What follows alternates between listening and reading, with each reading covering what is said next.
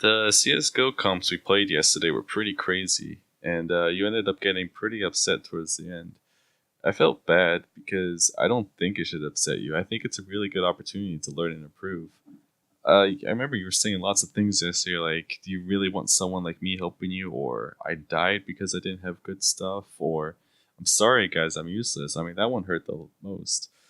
Because the real reason I felt bad was because you were doubting yourself so much. And because of all that anxiety you had and how much the only person that was really losing the game was yourself at that point. All right, like I'm sorry, like we were saying all those things. I want you to know that Example and I, neither of us disliked you at all, or none of us thought you were useless. We all knew you were trying your best, and like Example said, we're just giving you tips and tricks along the way to help you improve. Listen, if it makes you feel better, remember that I went through the same thing. I was a solo for a very long time. I told you that already. And like you can even hear Example here, like he's being even meaner, like a lot meaner than he was to you yesterday. It's beneath you. Would you plant the bomb? But the It's bomb. beneath you. No, it's beneath you. No. It's on ramp. Oh my god. Completely the wrong way. Go Just behind the wood. save. Go behind the wood. Just Go behind save. the wood. Would you save? Would you just save? He's right there. It was like that a lot for me, and I never let it get me down because I just rolled with it. Like I knew I was kind of bad, and eventually I kind of just said, "All right, I'm going to practice and improve."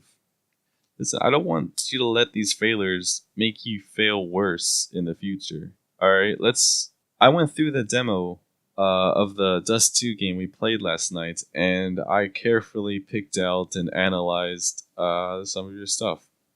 And listen, I get this wasn't your best game. In fact, I'm pretty sure this is one of your worst games. All right, so I understand that. I want you to also understand that as well. I know what you look like when you play your best. All right, and I know this wasn't your best, but hey, it's a good opportunity to point out the things that you should be working on. All right, and I'm gonna start with the worst clips. All right, this is the clip.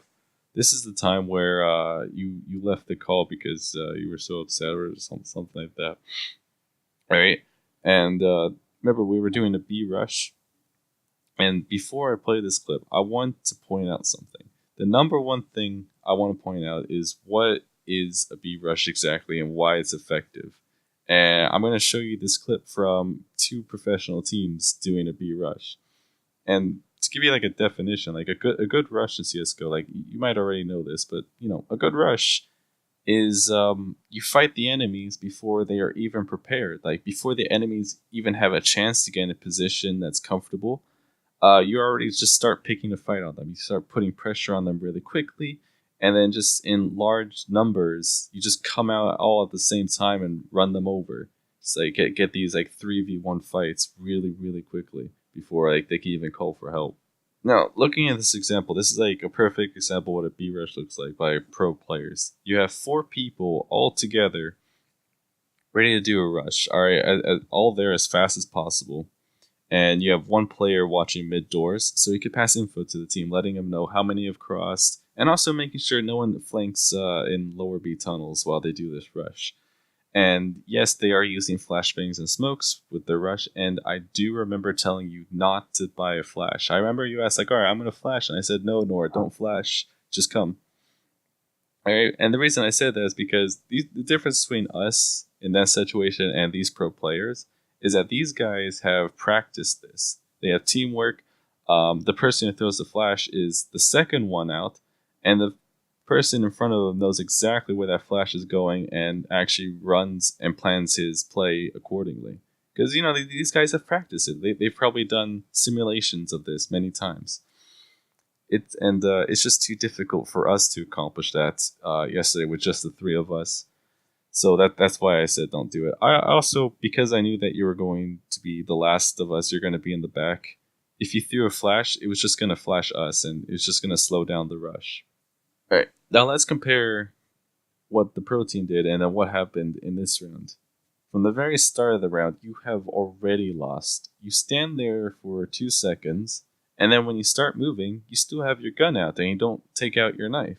The whole point of the rush has already been lost because only 2 people have actually made it to the B site before you even reached B tunnels. We lost because just 2 people is not enough for a rush. And your teammate here, Orange, is just as guilty. He's also the one who got you killed because he gave away your position in the smoke. If you want to rank up, then you need to play better than your rank. I truly believe that you belong somewhere in Gold Nova, but that's only because I know what you're like when you play your best. When you take too long to buy your items at the start of the round, or run with your gun out instead of your knife, or take too long to rotate, it has a major impact on the game than you think. Depending on how fast you get to a place you want to be truly decides what wins rounds. Take a look at this round, for example. The very first round, and you stand there for a very long time while like these 2 guys go long, these guys go B, and then when you get back and start moving, you go in the wrong direction, even though you should be able to see on the map that the enemies are at long. If they had some extra help, or if you were fast enough to possibly rotate through short and flank, maybe the round would have gone differently. Instead, you hardly made it out of CT spawn, and the terrorists were able to overrun everyone one at a time. They just killed everyone one at a time. No one played together as a team that round. And same thing happens next round. You take too long at spawn and watch what happens. This one is you, by the way, and look. You get there when it's too late, they've already died, and now you're just standing there out in the open.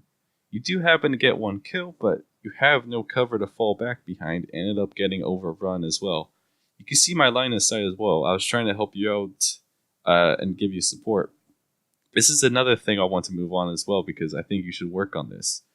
Let's look at another round where our positions are switched. This time, I'm at long, and realize I am in danger of being overrun. I try to get 1 kill, but I miss, so I quickly get behind cover and try to stay alive. I'm aware that you're on A site. You can see me trying my best to stall and try to buy time. I'm throwing a smoke to give you my cover. I even get another kill because I'm trying to shoot through and try to stay alive. But you're not helping at all. You're kind of just behind that box. And even if you wanted to help, like all you had was a P90, which I get, it really sucks for long distance fights because it has very low damage if you're trying to shoot over a long distance. It also has low accuracy. If you try shooting, then you're not going to kill them fast enough, and they're just going to kill you faster because they have AKs, and it's just better. Alright, but you had the money. Like, look at how much money you had. You could have bought an M4. You could have even bought an AWP. If you bought an AWP, you actually would have done it. In fact, like, in M4, like, the thing is, I was trying to work together as a team because I was aware you were on the site. In fact, I didn't know it was you exactly. I just knew that there was a teammate on A site, and I was trying to set you up. If you notice, the entire enemy team is out in the open. They're all distracted on me. They would have been really easy pickings for you. Like, you could have just went out there and just started shooting them all, and they would have all been dead. I may still have been alive, but who knows? I actually still expected to die, but I was hoping that maybe you could get like 2 or 3 free kills, and then maybe I could stay alive to get that 1 extra kill and win the round. However, this is the round. You got 4 kills and won us the round. You utilized the P90 strengths, which is catching the enemy by surprise in a close range fight, moving around, and making yourself easy target to hit. And that's why new players really like to use the P90 because it's a really easy gun to use. It's accurate while it's moving, and you don't have to try so hard, right? You just aim for the body. All right, but it's not always going to end up that way. All right, you're not always going to have the perfect situation where the enemies line up like that and you catch them by surprise. The reason why you're able to catch them by surprise is because a normal player would have, peeked out and helped out his teammate on long. So they were looking CT and not expecting anyone on their side. I just want to give you a reminder, by the way. I'm just picking out your worst plays. You play well most of the time, and I understand this is your worst games. And the mistakes I'm pointing out to you are not something you do all the time. Alright, I'm going to give you some credit here. Alright, here's an example you really do use teamwork and take the initiative. You hear your friends in a fight, and you make sure their death wasn't meaningless, and you manage to get the bomb before the CTs can camp it, which is probably the reason why we won the round, and no one is going to know that unless they went back and watched this replay. Like, you did really good here. One last clip I want to analyze is another B rush, and you start off well. here by coming with the team. Notice how we plant the bomb, be an example or aware of what we're doing, and we decide to both protect you from the one place you could get shot from. This is just another example of great teamwork, which I just wanted to point out. Take a moment to look at the situation. I'm gonna pause it here. All of us have Glocks. It's a safe route. None of us had money, but the thing is, you had money. All right, you had enough money to probably buy us some P250s to drop, and you should have bought yourself armor as well. A smoke grenade also would have helped. You could have threw that into B tunnels to help, defend the site after the bomb plant. You could have bought something. Like, just remember, don't go below 2,000. That's what I told you. If you want to maximize your chances of success. But anyways, that's not what's the most thing I want to point out. The thing I want to point out is the fact that looking at your enemy, your team, all has Glocks. One person has armor. That's it. An example here was able to steal an op. Now that's crazy, and we have to play the round around that.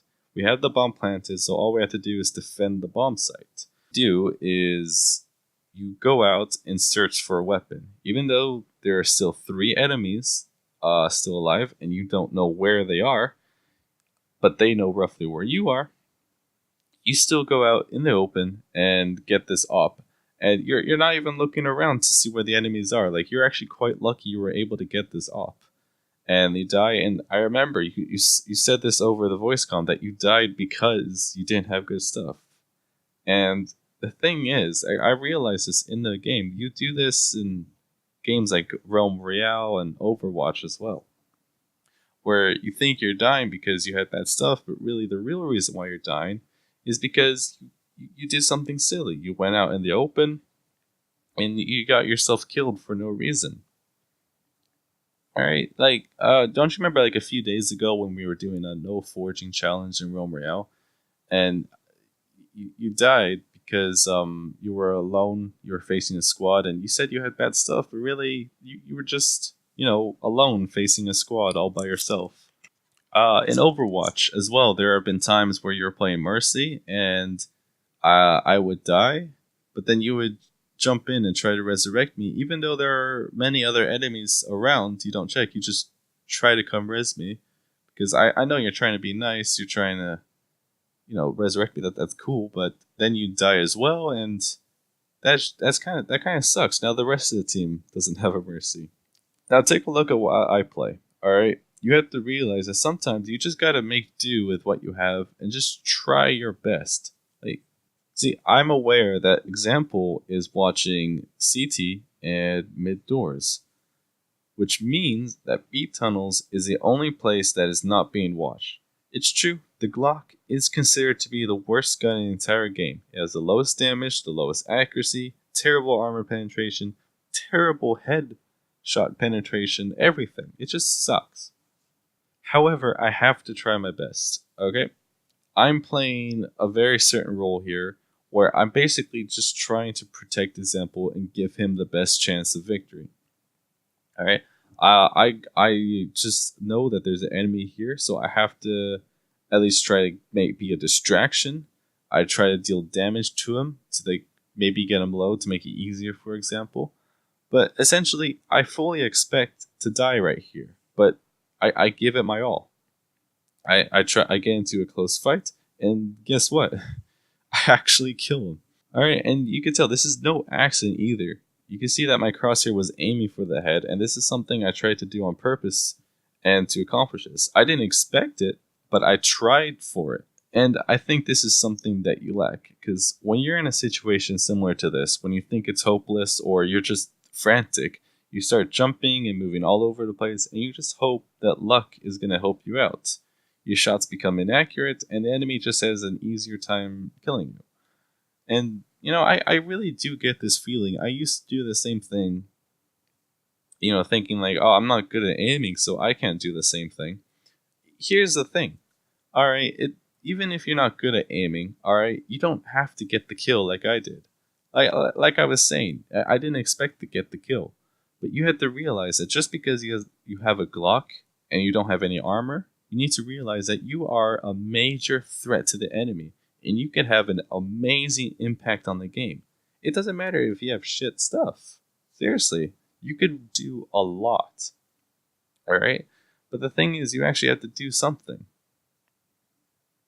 Now, remember, these are all clips for one game, but similar situations like these are consistent in most games we play together. Like, this is all stuff that I think you should work on if you want to rank up higher. But really, the main thing you should take from this is that no one hates you, and no one thinks you're useless, except yourself. I want you to know that I'm here for you, and I will help you the best I can, and I really don't give a shit because you lost a round by accident.